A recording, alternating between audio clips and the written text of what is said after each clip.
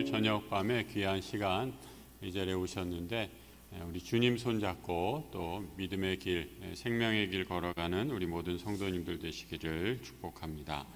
하나님 나라 제자의 삶, 우리 마태복음 강해 시작이 되었는데요. 두 번째 시간입니다. 오늘은 족보를 통해 드러난 하나님의 은혜라는 제목으로 함께 말씀 나누도록 하겠습니다. 인터넷으로 지금 45분 접속해 계시고 10분이 출석 체크해 주셨네요. 감사합니다. 우리 계속해서 또 인터넷으로도 많은 분들 들어오셨으면 좋겠고, 여러분들 어디에 계시든지 또 이 자리에 계시든지 함께 동일한 은혜 누리는 그런 시간 되기를 바랍니다. 우리 지난 시간에 마태복음에 대해서 개론으로 함께 나누었죠. 그래서 몇 가지 중요한 마태복음 전체를 놓고 한번 생각해 보는 시간을 가졌습니다. 이 마태복음은 예수 그리스도를 메시아로 묘사하고 있죠. 우리가 메시아라는 것은 이제 기름 부음을 받은 자 이렇게 말씀을 하는데, 이 구약에 따르면 기름 부음을 받는 직종이라고 표현할까요? 이 기름 부음을 받는 직분이 세 종류가 있습니다. 잘 아시죠? 처음에 선지자, 예언자, 그리고 선지자, 예언자, 마지막으로 왕, 이렇게 있는 선지자, 예언자 같은 무리로 볼 수 있고요. 그 다음에 제사장이 있고요. 그 다음에 왕, 이렇게 세 직분을 기름 부어서 세우곤 했습니다. 그런데 이 메시아, 예수를 메시아다라고 말할 때는 예수님이 이 모든 일을 다 가지신, 그래서 신학적으로는 이제 그리스도의 삼중 직분이다라고 이렇게 얘기를 해요. 예수 그리스도가 세 가지 역할, 메시아의 세 가지 역할을 다 하신다라고 해서 그리스도의 삼중직이다라고 이렇게 얘기를 합니다.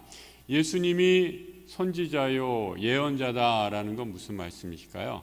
우리 쉽게 생각해서 우리가 예수 그리스도의 말씀인 성경 말씀을 읽고 내 안에 믿음이 자라나고 믿음이 생기고 예수를 믿기로 결단하는 그런 변화가 생기는 거죠.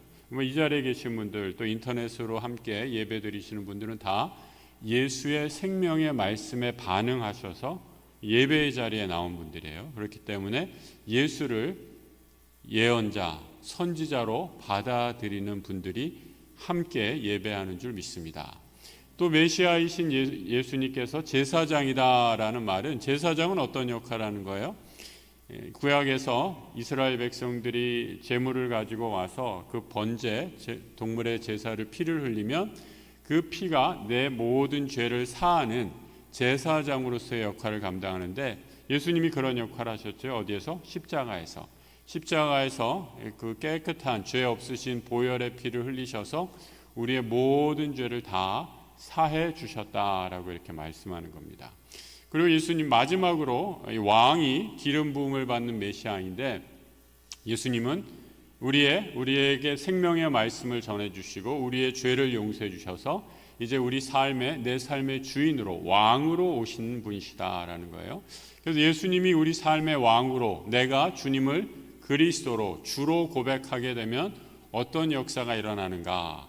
이제 바로 예수를 내 삶의 주인으로 모시고 나는 예수님의 제자로 살아가는 놀라운 변화의 역사가 일어나게 된다라는 거죠. 그래서 마태복음은 바로 이 예수 그리스도 메시아에 대한 생애를 통해서, 또 예수 그리스도의 십자가 순환을 통해서, 또 예수 그리스도의 부활을 통해서 예수 그리스도가 선지자, 예언자, 또 제사장, 또 왕이심을 아주 잘 보여주고 있는 말씀입니다. 근데 여기서 끝나는 것이 아니라 우리 지난 시간에 말씀드렸던 것처럼 예수 그리스도를 따르는 사람들을 제자라고 부르고, 이 제자 공동체가 바로 교회이고, 이 교회를 통해서 지금도 하나님의 역사, 하나님의 생명의 역사를 계속하고 있다라는 것을 말씀을 드렸습니다. 그래서 이 마태복음을 쓴 사람이 이제 마태라고 했고, 우리 지난주에 잠깐 살펴봤는데 다른 성경에서는 레위라고 하는데, 어떤 분이 질문하셨어요. 왜 그런데 레위라고 안 하고 마태복음이라고 했는가? 여러 가지 의견들이 있는데 아주 간단하게 말씀드리면, 이 예수 믿는 사람들이 예수를 믿고 나서 예수님이 이름을 주시는 경우가 있죠. 대표적으로 시몬의 예가 그래요. 시몬이 원래 시몬, 바요나 시몬 이렇게 얘기했는데 예수를 믿고 나서 이제 바요나 시몬아 내가 너를 뭐라고 불러요? 베드로, 페트로스라고 바위라고 부르겠다라고 이렇게 얘기하는 것처럼 아마 이 마태의 원래 본명은 레위였다라고 이렇게 세리 레위였는데 아마 레위 지파에 관련된 자기 무슨 조상 중에 레위 자손이 있었던지 레위 조상이 있었던지 해서 이름을 레위라고 부모님에게 받았던 것 같아요. 그런데 이 레위가 예수 그리스도를 만난 메시아를 만난 이후에 예수님께서 이 레위의 삶을 완전히 변화시켜 주셨어요. 그래서 마태, 매티우스라는 이름을 주셨는데 이 마태라는 이름은 바로 여호와의 선물이라는 뜻입니다. 여러분 이 마태라는 이름, 여호와의 선물이 오늘 우리에게 마태복음으로 주어진 거예요. 이거 얼마나 복된 거예요? 1000년이 넘은 하나님의 선물이 우리에게 마태복음으로 하나님의 선물로 우리에게 주신 거죠. 그래서 이름을 잘 주셔야 돼요. 네. 이름을 잘 주셔야 돼요. 그래야지 복을 받는 줄 믿습니다. 하나님이 선물을 전하고자 쓴 마태복음 처음 시작 우리 한번 같이 1장 1절 한번 읽어볼까요? 이 1장 1절은 우리가 개역개정으로도 한번 읽고 연이어서 새 한글 성경으로도 한번 같이 두 버전을 한번 비교하면서 연속으로 한번 같이 읽어보죠. 우리 자막에 있습니다. 아브라함과 다윗의 자손 예수 그리스도의 계보라. 새 한글 성경으로요. 예수 그리스도 곧 다윗의 자손이며 아브라함의 자손이신 분의 출현의 기원에 대한 책이다라고 이렇게 말하고 있습니다. 잘 안 쓰는 단어인데 개역개정에서는 계보라는 단어를 쓰고 있고요. 새한글에서는 출현의 기원에 관한 책이다라고 이렇게 좀 풀어서 번역을 했습니다. 이 계보라는 말 헬라어의 게네시스라는 말입니다. 이 게네시스라는 말은 탄생, 시작, 계보, 창조라는 그런 의미를 갖고 있어요. 그래서 영어로 하면은 제네시스라고 되고요. 이 창세기를 제네시스라고도 하고요. 이런 여러 가지 의미가 있습니다. 우리 자동차 중에도 제네시스가 있죠. 네. 이렇게 얘기해 주니까 어떤 분은 목사님 이제부터 그리스도인들은 제네시스 타고 다녀야겠네요. 이렇게 생각하시는 분도 있는데 그거랑은 사실 상관없고 이제 그거는 회사에서 그냥 붙인 이름이고 여기서 말하는 진정한 의미는 무엇입니까? 바로 생명의 시작이 예수 그리스도에게서 시작이 된다라는 것을 말씀하고 있는데 이 시작이 사실은 조금 더 깊이 묵상해 보면 창세기부터 이어지는 하나님의 약속이다라는 것을 마태복음에서는 또한 얘기하고 있어요. 그래서 하나님의 역사를 우리가 보려면 이 근시안적으로 신앙생활하면 여러분 하나님의 이 은혜의 깊이를 깨닫기가 참 어려워요. 그래서 저는 그런 생각을 해봐요. 마태복음을 묵상하고 또 준비하고 연구하면서 우리가 신앙생활을 갖는다는 거 우리의 시선, 우리의 시각을 아주 넓게 갖는 거 이렇게 내 눈앞에 일어난 일만 보면서 아둥바둥하는 게 아니라 하나님이 이 역사를 보시고 하나님이 창세전부터 계획하신 그 하나님의 시선에 우리도 조금이라도 볼 수 있는 안목을 기르는 것이 우리의 신앙이 성장하는 그런 과정이다라는 생각을 하게 됩니다.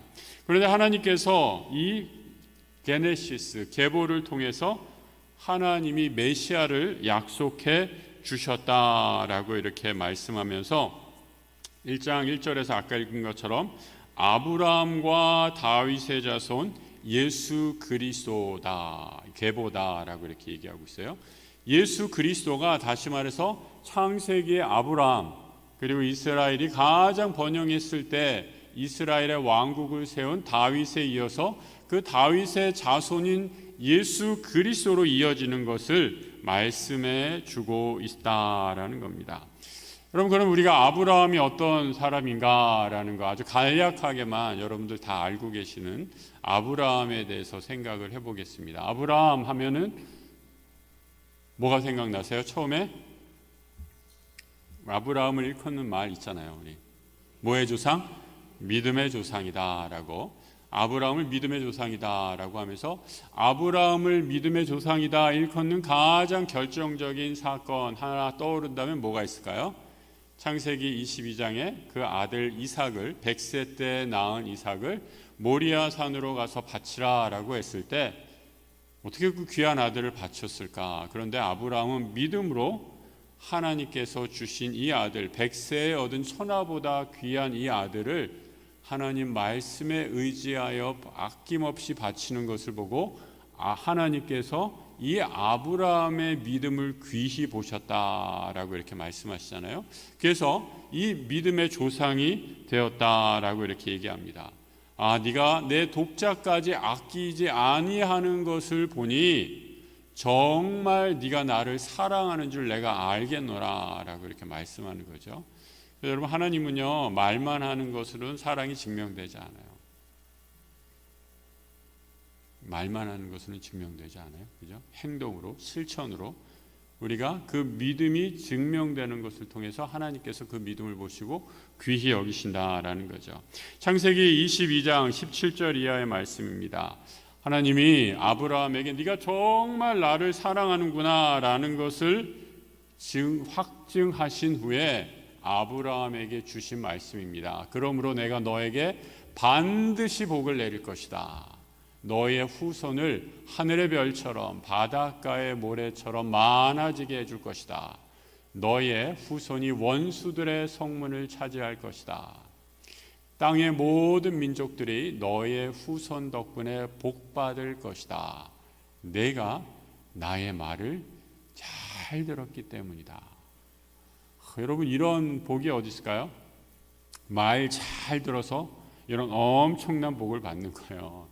우리 선생님이 학생들 예뻐하는데 어떤 학생들 예뻐해요? 말 잘 듣는 학생 예뻐하잖아요. 집에서 자식들 여러 키우면 속 썩이는 자식이 예쁘세요? 말 잘 듣는 자식이 예쁘세요? 그 답은 물어보지 않을게요. 근데 여러분, 하나님도 똑같으시다라는 거예요. 그런데 하나님은 아브라함의 말 듣는 것을 그냥 단순한 말로 여기신 것이 아니라, 그냥 단순한 순종으로 여기신 것이 아니라 하나님을 향해 가장 소중한 것, 자신이 가지고 있는 가장 소중한 것을 아낌없이 바친 아브라함의 믿음을 보시면서 네가 가장 소중한 것을 아끼지 아니하고 나를 위해 드린다라는 것을 보니 나도 너에게 가장 좋은 것으로, 가장 귀한 것으로 복을 주시겠다 약속하신 것이죠. 그리고 내 씨가 이 땅을 차지하고 번성할 것이다 라고 말씀하시면서 아브라함의 후손이 말씀하신 대로, 약속하신 대로 이스라엘 왕을, 나라를 세우고 다윗이 왕 위에 올라가는 약속의 말씀을 성취하시는 것을 보게 됩니다. 그래서 다윗이 왕이 됐어요. 다윗이 왕이 됐는데 이것도 이제 아브라함에게 주신 언약의 성취다라고 얘기할 수 있죠. 근데 하나님께서 아브라함에게 약속을 주시고 다윗에게까지 그 언약을 주신 것만 해도 놀라운 일인데, 하나님의 언약은 여기 다윗에게서 또 끝난 것이 아니에요. 다윗이 왕국을 세우고 다윗이 어떤 마음이 들었는가? 우리 왕국, 내가 사는 이 왕국은 이렇게 훌륭하고 좋은데 하나님의 성전이 왜 이렇게 초라할까, 이런 생각이 들었어요. 그래서 하나님을 위해 성전을 짓겠다라고 이렇게 말씀합니다. 그런데 하나님이 말씀하시자, 야 됐다. 내가 인간이 네 손으로 지은 집에 내가 거할 그런 하나님, 내가 아니다. 당연하잖아요. 하나님은 무소부재하시고 인간이 지붕 하나 만들어 놓다고 하나님이 거기에 거하시겠어요? 그런데 하나님은 다윗의 그 마음을 귀히 보신 거죠. 그럼 아이들이 엄마 아빠 생일날 요만한 종이에다가 엄마 아빠 사랑해요 라고 이렇게 개발 세발체로 그려가지고 그림 대충 그려서 주면 그거 여러분 가격으로 하면 얼마나 나갈 것 같아요? 그거 남들에게 보여주면 그게 얼마나 귀하겠어요.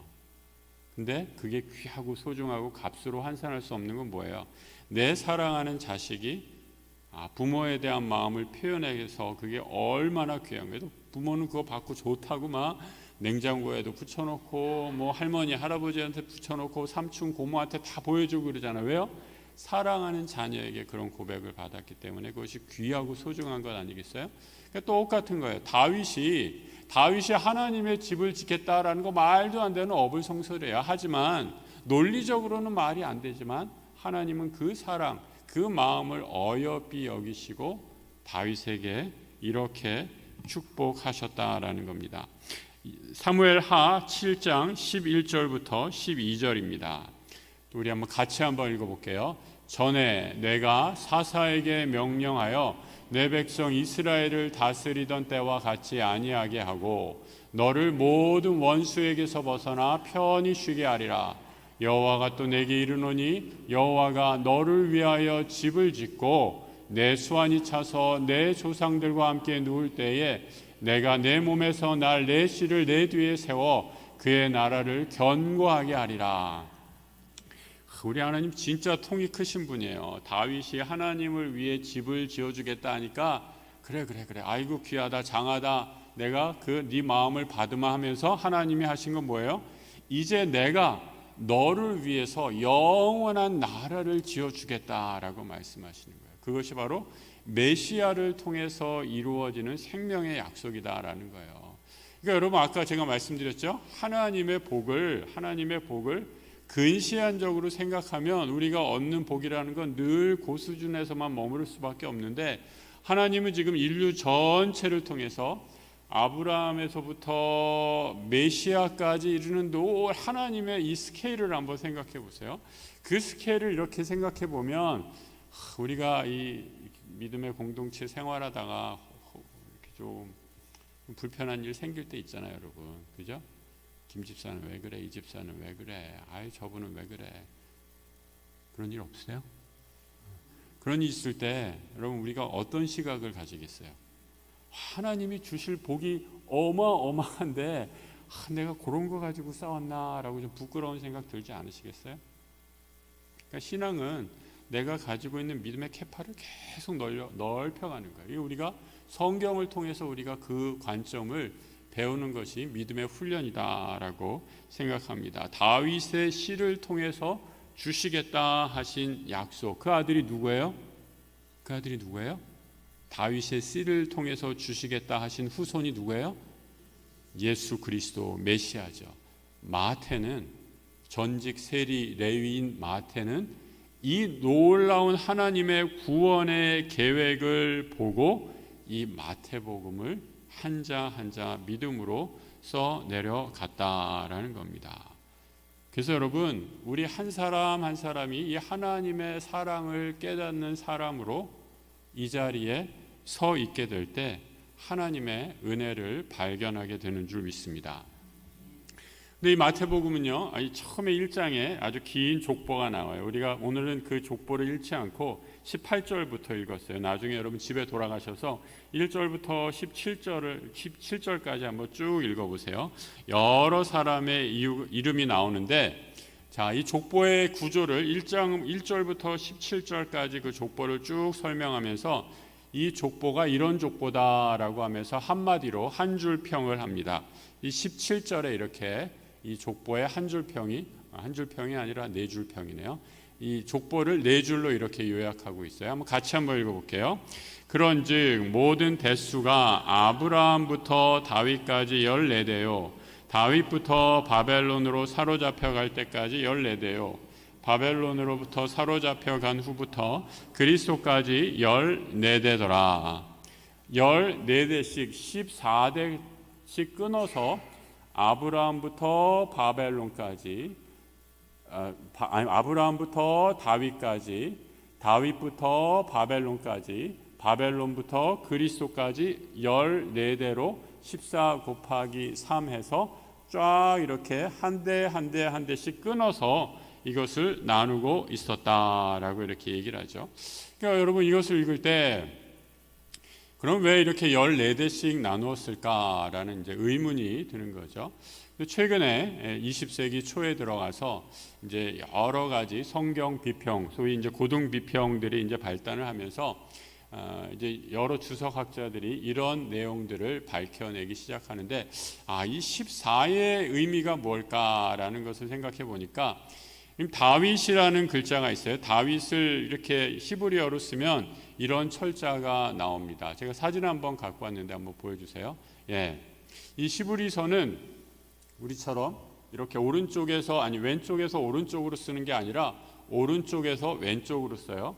그래서 이렇게 우리말의 기역같이 이쪽에서부터 오른쪽에서부터 왼쪽으로 읽어야 되거든요. 근데 저 기역같이 처음에 생긴 그 히브리 알파벳을 달렛이라고 하고 중간에 있는 게 바브라고 하고 또 세 번째에 있는 게 달렛이 다시 쓰였는데, 이 시대는 아라비아 숫자가 없었기 때문에 히브리어 알파벳 하나하나가 정해진 고유의 숫자가 있었어요. 그래서 이것은 달렛은 이 히브리어 알파벳의 네 번째 숫자이기 때문에 4라는 숫자로 여겼고요. 그리고 바브는 히브리서 알파벳 숫자의 6번째 글자이기 때문에 6이라는 숫자로 같이 이해를 했고요. 이때는 아라비아 숫자가 없었으니까, 그 옆에 아래 노란색의 아라비아 숫자가 없었으니까 이것을 같이 숫자로 통용해서 464로 이렇게 표현할 수 있으면, 이 다윗이라는 말을 숫자로 표현하면 얼마가 돼요? 464 더하면 14가 되죠. 그래서 이 마태복음 1장에 나오는 다윗의 아브라함부터 다윗부터 예수에 이르는 이 모든 계보는 바로 거꾸로 역산해서 올라갔을 때 뭐냐? 이 모든 예수 그리스도의 메시아 되심이 바로 하나님께서 약속하신 다윗 왕조임을 다시 한번 보여주는, 인간의 역사 속에 하나님께서 숨겨놓은 다윗 왕조를 통한 구원의 메시아의 역사를 숨겨놓은 것이다 라고 이렇게 학자들은 이야기를 하고 있습니다. 얼마나 이게 은혜가 되는지 몰라요. 그래서 족보를 깊이 묵상할 때 이렇게 하나하나 내려오면서 하나님께서 우리에게 주신 다윗 왕조의 메시아가 진실로 참으로 그 역사의 과정들을 통해서 우리를 구원하시고 이 구원의 약속을 성취하셨구나라는 것을 확인할 수 있게 됩니다. 또 하나, 이 마태복음의 족보에서 우리가 하나 확인할 수 있는 것은, 이 하나님의 인간은 실패해도 여러분, 우리가 얼마나 많이 실패합니까?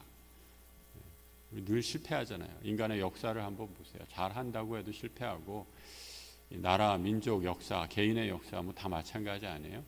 그런데도 하나님은 실패하지 않으신다라는 거예요. 이 다윗의 족보를 보면요, 여기에도 얼마나 실패한 인간들의 역사가 있는지 몰라요. 대표적으로 부끄럽고 감추고 싶어하는 역사가 있습니다. 그런데 이 마태는 하나님이 이 부끄러운 역사 속에서 행하셨던 하나님의 일을 드러내기 위해서 부끄러운 역사를, 자기 자신의 민족의 수치스러운 역사를 그대로 다 기록해 두고 있습니다. 누구를 얘기하려고 하느냐? 특별히 여러 사람, 이 뭇 남성들 가운데 여성의 이름이 등장을 하고 있죠. 1장 3절에 보면 다말이라는 여인이 나옵니다. 유다는 다말에게서 베레스와 세라를 낳았다라고 이렇게 얘기하고 있어요. 여러분, 우리 유교, 우리나라에도 유교 전통이 있어서, 여러분 족보 있잖아요. 족보에는 남자만 들어가잖아요.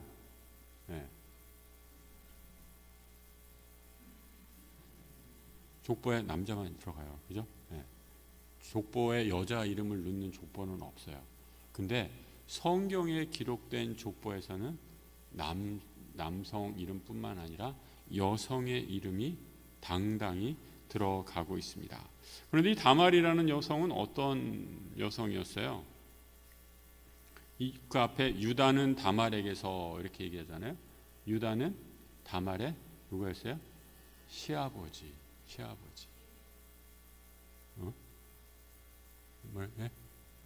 아이고 뭐라 그러셨어, 원사님? 시아버지와 며느리가 상간을 해서 자녀를 낳았어요. 시어머니와 며느리가 상간을 하면 뭐라 그래요, 세상에서? 아이고 남사스러워 이럴까요? 그런 여성의 이야기가 딱 제일 먼저 기록이 되어 있습니다. 그리고 그 뒤에 5절에 가서는 살몬은 라합에게서 보아스를 낳았다라고 이렇게 얘기합니다. 라합은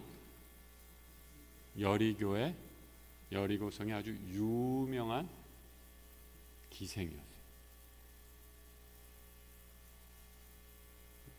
이 시대의 가장 유명한 기생이 누군지는 잘 모르겠습니다. 아무튼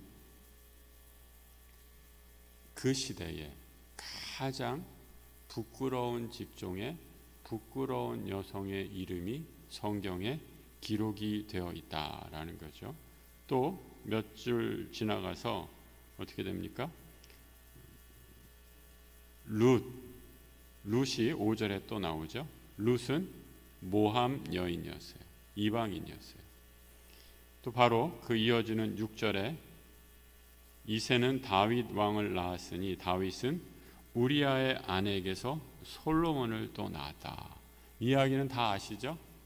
우리아의 아내 밧세바는 다윗이 그의 부하에게서 빼앗은 부하의 아내를 힘으로 위력으로 권력으로 빼앗은 아내에게서 낳은 자식이 솔로몬 왕이었다라고 이렇게 얘기하고 있습니다. 여러분, 이 역사를 기록할 때는요, 역사는 강자의 기억이다라는 그런 표현이 있어요. 그래서 역사에서 우리나라 뭐 조선 왕조실록이라든지 뭐 이런 거는 야사가 아니면 정사로 기록할 때 그 왕 권력자의 부끄러운 이야기는 다 빼요. 감히 이런 권력자가 잘못한 일을 기록했다가는 어떻게 돼요? 그 옛날에 다 목이 달아나거든요.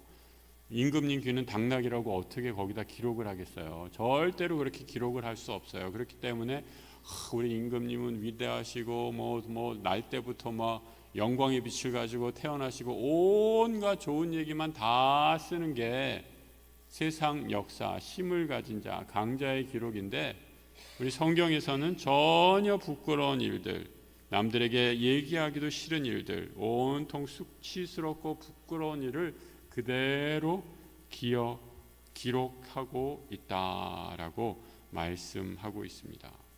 그럼 저는 오늘 이 짧은 이 족보 또 계보에서 드러나는 것을 통해서 정말 하나 은혜가 되는 것은 뭐냐?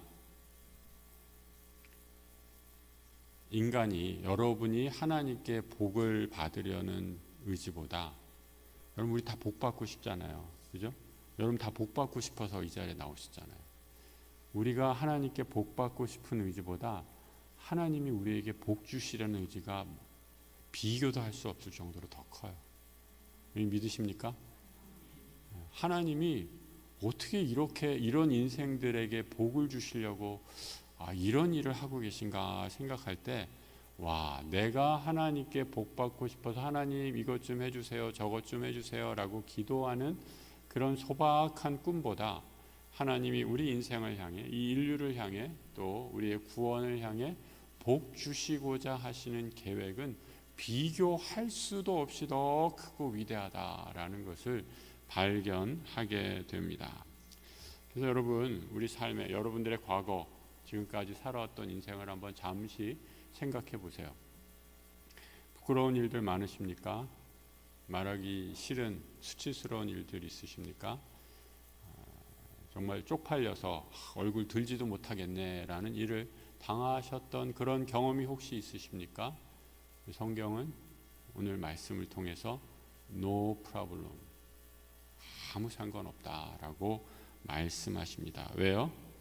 내 연약함, 내 죄, 내 수치보다 하나님이 복을 주시려는 하나님의 의지, 구원의 의지가 훨씬 크기 때문에 나의 연약함과 나의 수치와 나의 죄악 아무런 상관이 없다. 이것이 바로 복음이다라고 말씀해 주고 있습니다.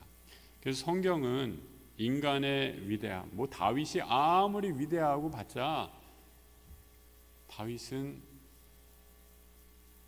부하의 아내를 뺏은 요즘 표현으로 하면 강간범이에요.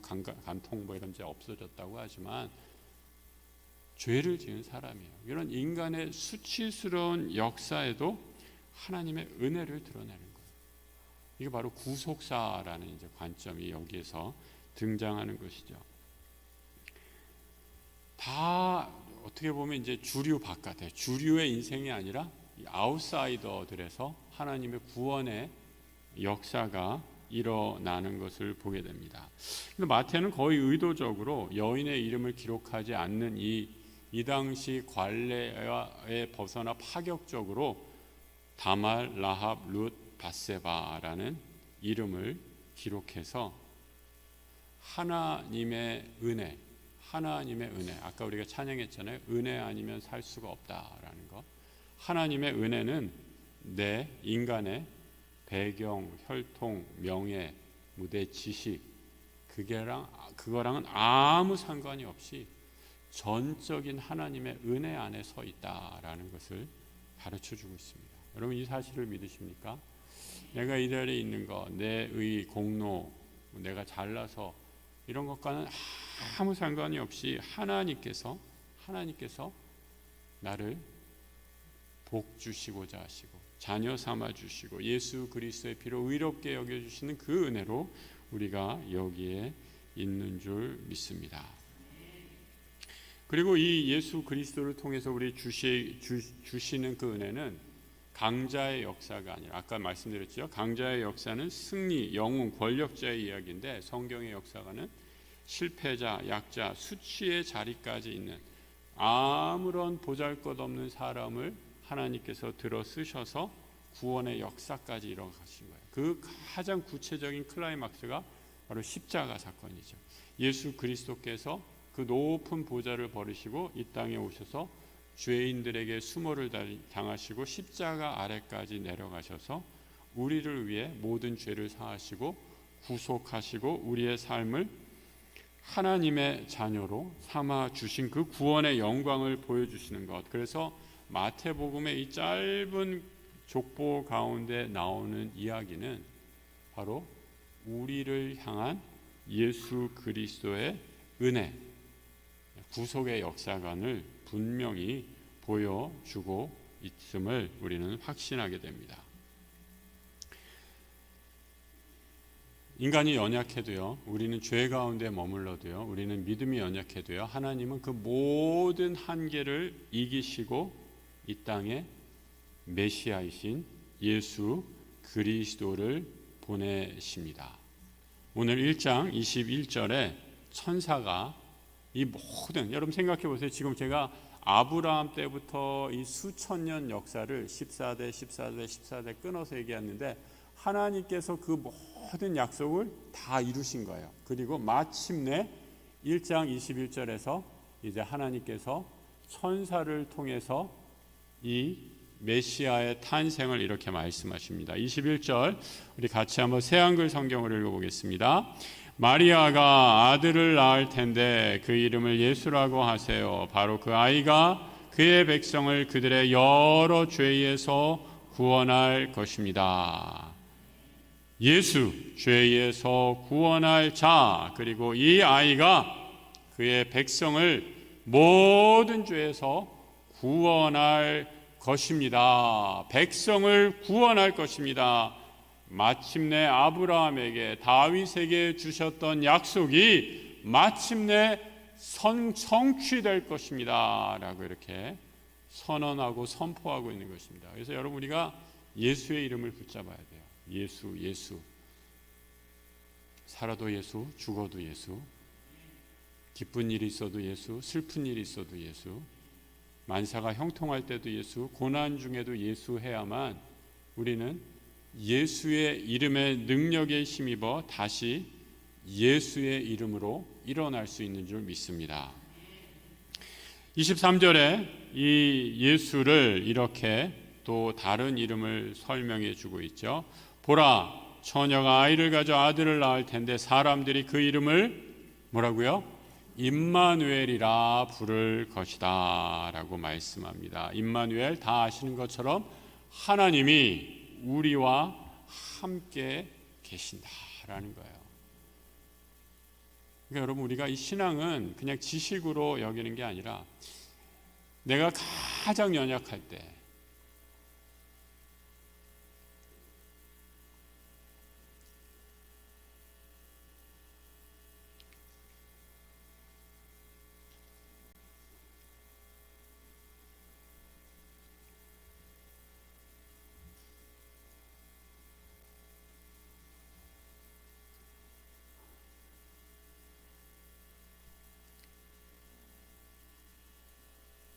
내 삶에 내 뜻대로 되는 일이 하나도 없을 때,